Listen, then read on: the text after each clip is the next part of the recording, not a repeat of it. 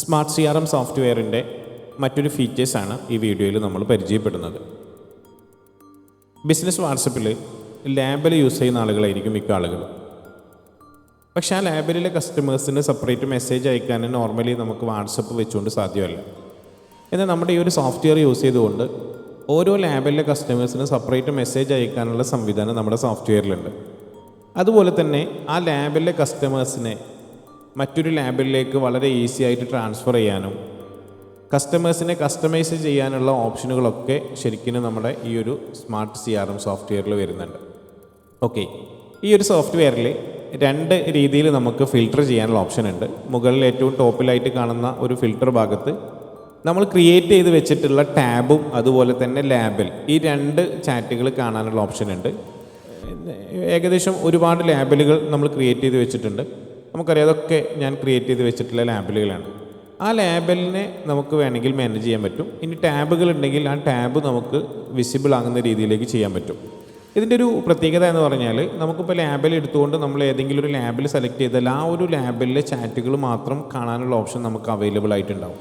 Okay, അപ്പോൾ ആ രീതിയിൽ നമുക്ക് ലാബിലുകളെ വളരെ ഈസി ആയിട്ട് മാനേജ് ചെയ്യുക എന്നുള്ളത് ഇതിൻ്റെ ഒരു ഫീച്ചേഴ്സായിട്ട് നമുക്ക് പറയാൻ പറ്റും.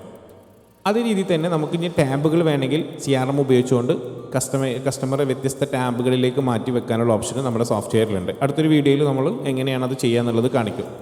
തൊട്ട് താഴെ വേറെ ഒരു രീതിയിൽ കൂടി നമുക്ക് ഫിൽട്ടർ ചെയ്യാൻ പറ്റും. ഇവിടെ നമുക്ക് ഗ്രൂപ്പുകൾ, അൺറീഡ്, പിന്നെ അതേ രീതിയിൽ തന്നെ സർവീസുകൾ, ട്രാൻസ്ഫേർഡ്, ലാബിൽ, ടാബ്, ഇതൊക്കെ നമുക്ക് കസ്റ്റമൈസ് ചെയ്യാനുള്ള ഒരു ഓപ്ഷൻ നമ്മുടെ ഈ ഒരു CRM സോഫ്റ്റ്വെയറിൽ വന്നിട്ടുണ്ട്.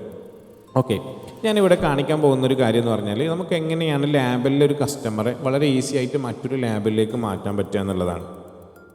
ഇപ്പോൾ ഞാനിവിടെ ഒരു ലീഡ് എന്ന് പറയുന്ന ഒരു ലാബിലുണ്ട്. ഏകദേശം ഒരു 1000-ലധികം കസ്റ്റമേഴ്സ് നമുക്ക് അതിലുണ്ട്. അതോടൊപ്പം നമുക്ക് വേറെ ഒരു സ്ഥലത്തിലുള്ള അവിടെ ഒരു ഇൻട്രസ്റ്റഡ് ആയിട്ടുള്ള വേറൊരു ടാബ് കൂടി ഒരു ലാബിൽ കൂടി ക്രിയേറ്റ് ചെയ്ത് വെച്ചിട്ടുണ്ട്. അപ്പോൾ ഇതിലുള്ള കസ്റ്റമേഴ്സിനെ നമുക്ക് ട്രാൻസ്ഫർ ചെയ്യാണ് വേണ്ടത്. അതിന് നമ്മൾ ചെയ്യേണ്ടത് ഇവിടെ ഒരു സെറ്റിങ്സിൻ്റെ ഐക്കൺ കാണാൻ പറ്റും. അതിൽ ക്ലിക്ക് ചെയ്താൽ നമുക്ക് ഇവിടുന്ന് കോപ്പി ചെയ്യാനുള്ള ഓപ്ഷൻ ഉണ്ട്, എക്സ്പോർട്ട് ചെയ്യാനൊക്കെ ഉള്ള ഓപ്ഷൻ ഉണ്ട്. ഓക്കെ, അതല്ലെങ്കിൽ ഇവിടെ ആഡ് ചെയ്യാനും റിമൂവ് ചെയ്യാനുള്ള ഓപ്ഷനൊക്കെ ഉണ്ട്. ആഡ് ആൻഡ് റിമൂവ് എന്നുള്ളതിൽ ക്ലിക്ക് ചെയ്യുന്ന സമയത്ത് നമുക്ക് നിലവിൽ നമ്മുടെ ചാറ്റ് ലിസ്റ്റിൽ അതല്ലെങ്കിൽ നമ്മുടെ ചാറ്റിലുള്ള എല്ലാ നമ്പേഴ്സുകളും നമുക്കവിടെ വിസിബിൾ ആയിട്ടുണ്ടാവും. നേരത്തെ നമ്മളിതിവിടെ കൊണ്ടുവന്ന് വെച്ചിട്ടുള്ള നമ്പേഴ്സുകൾ നമുക്കിവിടെ കാണാൻ പറ്റും. ഓക്കെ, ആ രീതിയിൽ നമുക്കത് ചെയ്യാം. സെലക്ട് ചെയ്തുകൊണ്ട് ഒന്നിച്ച് നമുക്ക് എല്ലാ കസ്റ്റമേഴ്സിനെയും ഒറ്റ ടാബിലേക്ക് കൊണ്ടുപോകാനുള്ള ഓപ്ഷൻ നമുക്കവിടെ അവൈലബിൾ ആയിട്ടുണ്ട്.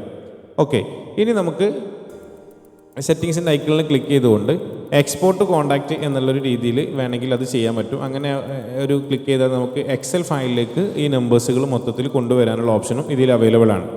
ഓക്കെ, ഇനി അതിൽ മറ്റൊരു ഓപ്ഷനാണ് കോപ്പി കോൺടാക്റ്റ് അനദർ ടാഗ് എന്ന് പറയുന്ന ഒരു ഓപ്ഷൻ ഉണ്ട്. ആ രീതി എങ്ങനെയാണ് ചെയ്യുക എന്നുള്ളത് കൂടി നമുക്ക് നോക്കാം. നമുക്കിവിടെ നിലവിൽ ആ ഒരു ലാബിൽ നമ്മൾ കണക്ട് ചെയ്ത് വെച്ചിട്ടുള്ള ലാബിലുള്ള എല്ലാ കോൺടാക്റ്റുകളും നമുക്കിവിടെ അവൈലബിൾ ആയിട്ടുണ്ടാവും. നമുക്കതിവിടെ സെലക്ട് ചെയ്ത് കൊടുക്കുക.